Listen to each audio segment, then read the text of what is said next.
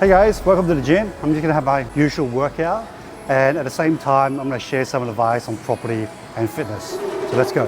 You know, anyone who's fit, who looks fit, they didn't inherit it. Only those who's been consistent and focused can get fit, can have a nice fit body. So if you use that same sort of mentality and same sort of focus and consistency in your work, you should expect to get results. And also, gyms are actually pretty good tenants as well.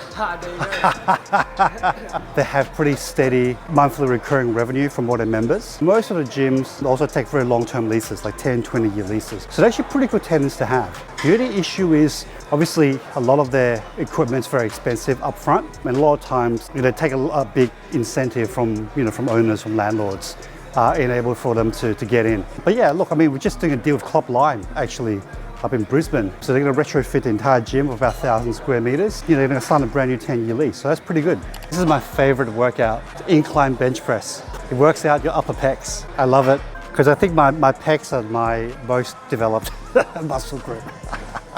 So let's find some weights. All right, let's do that. Oh, it feels heavy. It's a warm-up set. If I drop this and die, you've got it all on camera.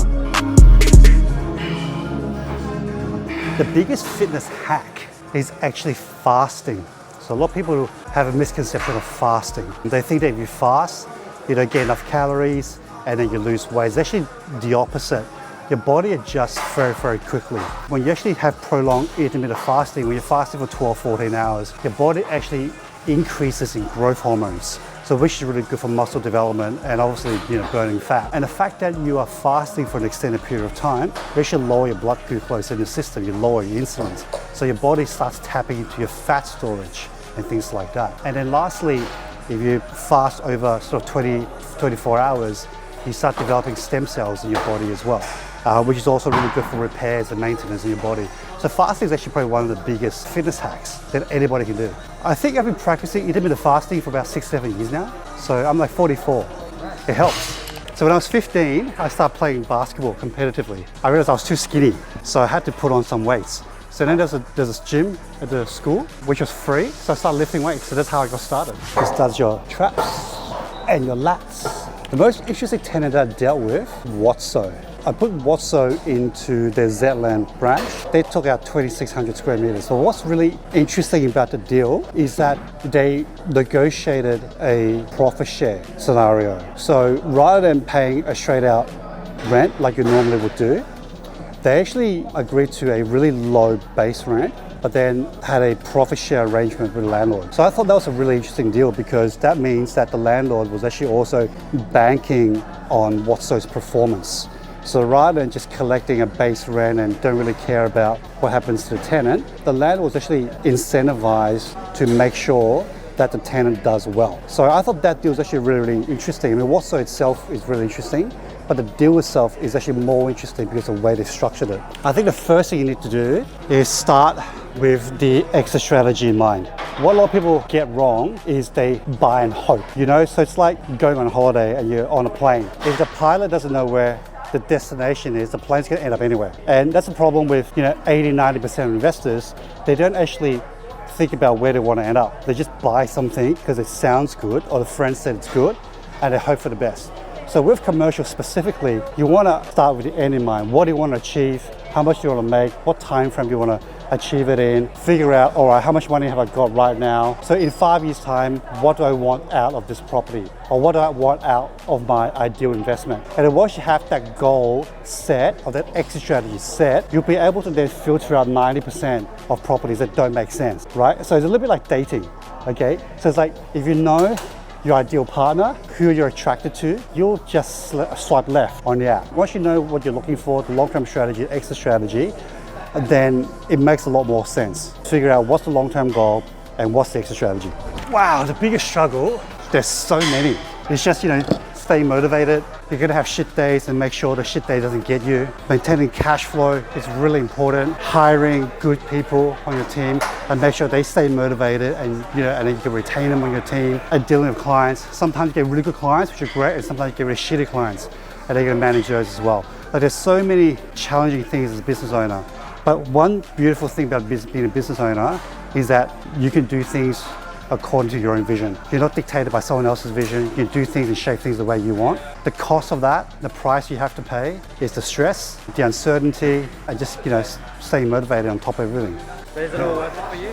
Yeah, it is.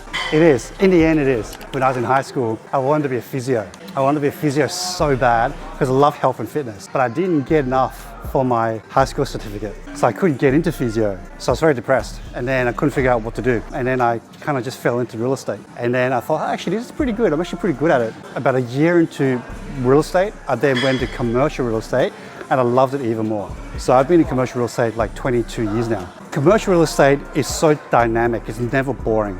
And you're usually dealing with business owners, business people, investors. With residential, a lot of time you're dealing with very high emotional buyers, which I kind of didn't really enjoy that much. But when you're commercial, 99% of the time you're dealing with business owners, it's a business decision at the end. That really appealed to me. And the fact that you didn't need to work weekends. It's only Monday to Friday with commercial property. You never work weekends unless you want to. I do. Actually, it was a little strata office in North Parramatta. It was about $350,000 at the time. I remember I kind of stuffed up the deal, so the director had to step in and close the deal for me. At the end, after I split the commission with the company and everything, I ended up with like $1,000. So yeah, so that was my first ever commercial property deal. But it was good. It was a good lesson. I learned a lot just from that one deal. And now I'm doing multi-million-dollar deals, $30 million deals, $40 million deals. But the same process and same approach applies. So a lot of people get frightened about the number, but it's exactly the same thing. Whether you're selling a 300 grand property, $3 million property, or $30 million property, it is exactly the same process. And as a matter of fact, it's easier to sell a $30 million property than a $300,000 property. It's because you're dealing with more sophisticated people at that $30 million range. So there's less educating, there's less convincing, there's less emotions. People know exactly what they want. And if you've got the right product for them, they'll just make a quick decision and buy it. As a matter of fact, the bigger you get, the easier it gets. You do some boxing? Yeah. Let's go. Yeah, no, I actually coach boxing. In boxing, it's actually really, really simple. There's only 4 types of punches. The first one is a jab, which is using your offhand to basically jab at the opponent. The jab is not designed really to inflict any damage, but it's really used to A, for defense, and B, try to open up the other boxer. So the jab is usually pretty quick, straight to the point like that. If you see an opening, then you could follow up with a power punch, which is your cross, which is your backhand going forward. So that's a much more powerful punch because it's traveling from the back. That's punch number 2. And then punch number 3 is the hooks. Okay, so you got your left hook, obviously with your left hand, and then you got a right hook with your right hand. That's basically designed to punch you to the side of the head, side of the face. A lot of times, this is where you see there's a knockout punch, which is usually a hook to the side of the jaw. And then you got your 4th punch, your final punch, which is basically uppercut. Okay, so you can do uppercut to the chin or you uppercut to the body. One of my favorite combinations is a 1, 2, 3, 2. So what that means is a jab, 1, 2 hook, 2 cross, 3 hook, and then 2 cross. So it's a 1, 2, 3, 4, or 1, 2, 3, 2. Boxing is really fun because it's one of those sports, one of those exercises where it's high intensity. It requires a large deal of focus and your problem solving on real time. Especially if you have an opponent, you gotta learn to be able to, slip the punches, roll the hooks, and then do some counter movements. So you're thinking about this in real time, and you can't take 1 second off because then you might get hit. Well guys, thanks for participating in my workout, and if you really enjoyed this video, I'd really appreciate it if you subscribe, because the more subscribers I get, the more quality videos I can produce. So if you'd like to see this side of me, the more personal side of me, absolutely subscribe. And please actually tell me in the comment what you thought about my workout and maybe some of my commercial property tips. I'll see you next video.